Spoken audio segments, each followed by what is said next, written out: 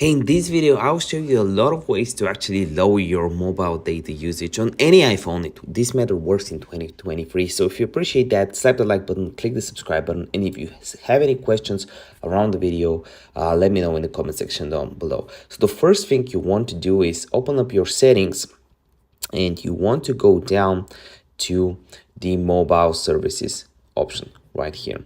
And here, if you have mobile data on, you can see which apps have the most usage. For example, I can see that I have 260 gigabytes of mobile services from personal hotspot, Instagram, YouTube. If you just want to limit something that's using too much mobile data, you can switch it off just like so. This is the first thing. But let's say you still want to use Instagram or YouTube, but you just want less data. So the first thing you want to do is open up Instagram, for example, click on the three dashes at the top right corner, click on settings and privacy.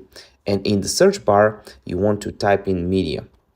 So when you type in media, you want to click on media quality, and it says use less mobile data, just like so here, which is a very good option, which can help you out.